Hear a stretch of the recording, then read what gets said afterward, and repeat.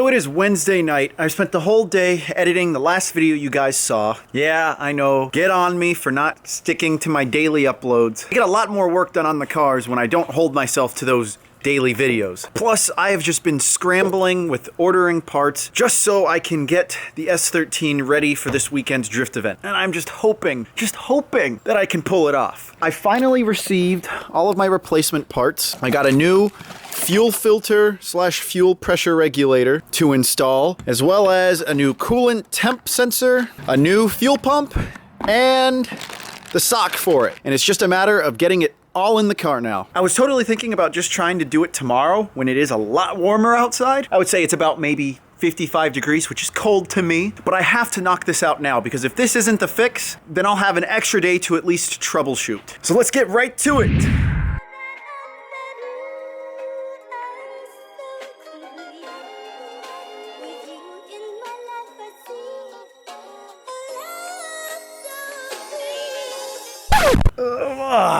It is early the next morning. Last night it got a little bit too dark for me to continue working on the car. I was getting confused with where the fuel return and fuel supply lines were, which required me to get underneath the car because I wasn't sure if the lines crossed at any point. But after verification, I was able to get the new fuel filter in. All that's left is to get this new fuel pump on. And because the one that's on it doesn't have the sock, made sure to include it this time. See, this is what I think went bad. Look how it's cracking. No bueno.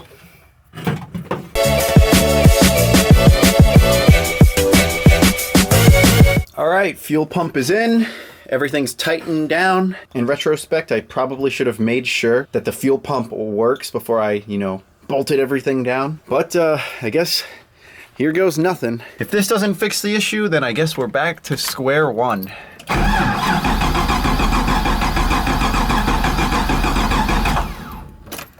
Nothing. Great. Okay, so Mr. Filipino is here. We have been trying to figure out what was wrong with the car. I mean, new pump, new fuel filter. It should start right up. This is the diagram that I used to figure out just where the feed and the return lines go for fuel. And here's the old fuel pressure regulator / filter. And since I used this picture as my reference, the car did not want to start up. So I clicked this picture off of Google Images, and sure enough, it says that this is wrong. This feed and return lines are just flip-flop. So we went ahead, swapped them over, and I am almost 100% sure that this sucker should start. If it doesn't start, I'm gonna take it out on you, Josh. I'm sorry. Okay, here goes nothing.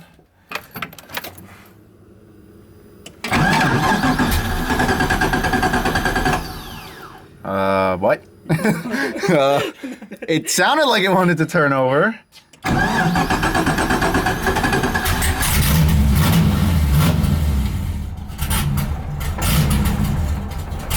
A little rough.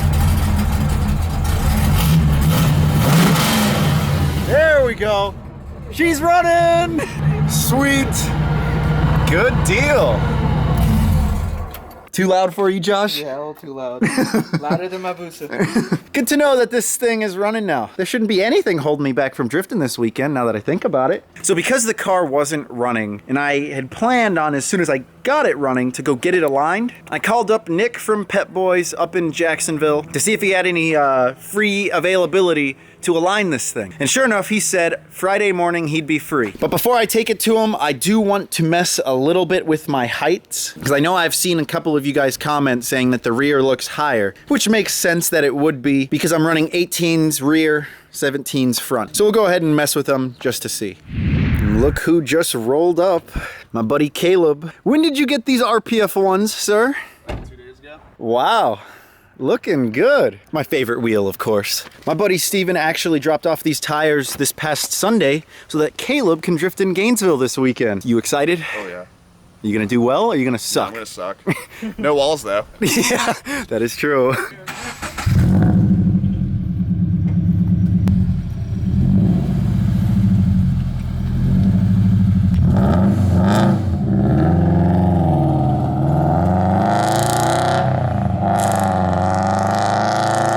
Sounds familiar, doesn't it? Looks familiar too.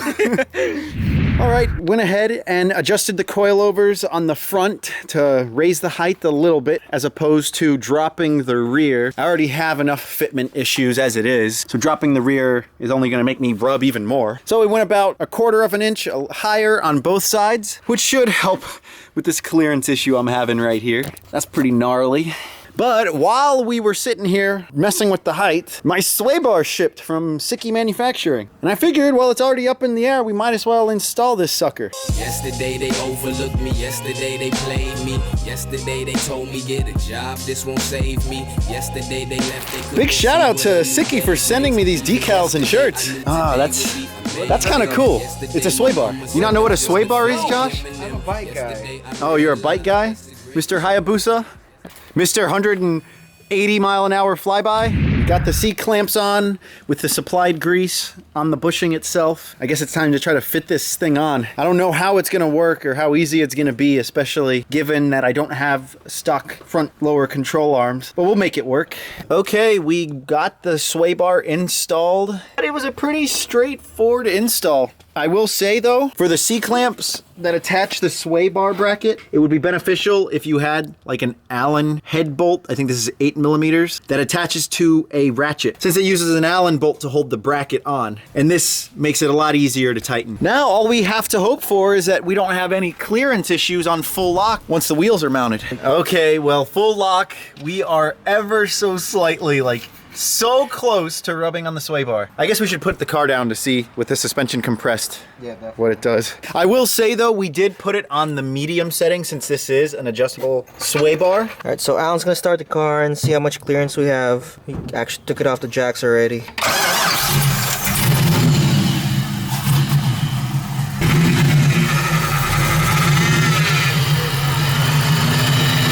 It's rubbing on this side. It is? Yeah. Bad? It's rubbing. Yeah, it's rubbing. That's not good. No, not at all. I don't know. If you stick it in the middle, I don't know nothing about camber, but if you stick it in the middle, that should just put enough clearance the same one as over there. Yeah. So yeah, with what Josh was saying, we figured if we adjusted camber, maybe took away so much negative camber that we should have the clearance that we need. So we've made adjustments to the camber, and we'll try it for the second time.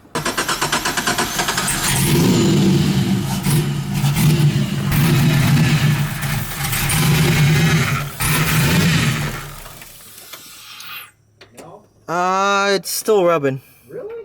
Yeah. So I looked through the garage a little bit and I totally thought I saved the day by having these multi-fitment or multi-lug pattern spacers that I could throw up front just to give myself that little bit of extra clearance. But sure enough, they're like 5x100, 5x112, not 5x114, which is what I need. So these aren't gonna do the trick. But we do have the rear of the car jacked up because I know this might upset a couple of you guys. We're gonna be putting the exhaust back on. It's just a little bit too loud for me, and the fumes that escape from the exhaust, which probably sits right about here, come in through this hole next to the drive shaft, and I get dizzy whenever I drive it. So putting the stock exhaust back on will keep me from dying from these fumes, but it is gonna be quieter.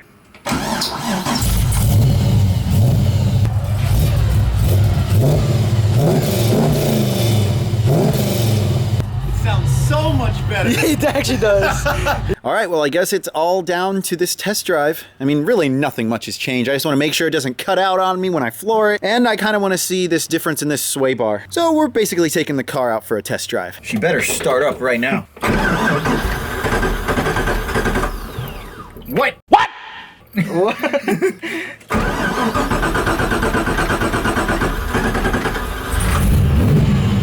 There we go.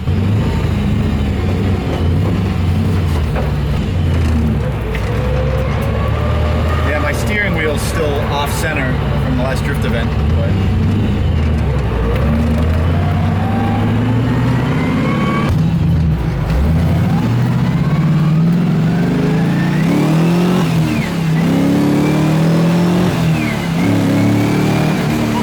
It does not drive straight whatsoever though.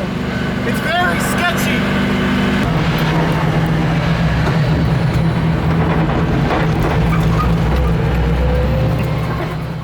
So the steering wheel is like completely off center, all thanks to the little tap that I had over at OSW. I don't really know 100%, like maybe did the rack shift? Did the inside of the rack get damaged? Which is probably the case because I do have some play in it. One more thing to diagnose and fix. Josh is heading out. He wants to get home before it gets too cold so that he can go 180 miles an hour on this thing and not worry about freezing his butt off. Thanks for your help, man. I appreciate it. Anytime, anytime. That ambush drift decal though, me gusta.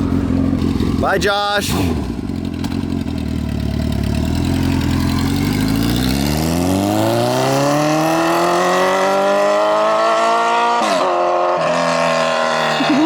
Yeah. I know. My neighbors hate me. Well, I looked underneath the car for a solid 30 minutes trying to figure out if anything's bent or maybe if the steering rack shifted. But after talking to Marco, you might know him as Drift Happy, he had said that in all of his years of drifting, even from like hitting walls and stuff, he's never really shifted his rack. My best bet is to just hope that it gets fixed tomorrow during the alignment. I might even just drive it to get aligned as opposed to putting it up on the trailer. But either way, I'm tired, I'm hungry. I'm gonna zip this RPF1 back on, shower up, eat, and then get to bed so I can wake up early and hopefully, just hopefully get this thing aligned because it does not drive nice. So that's it for this video. I guess I'll see you guys next time. Peace.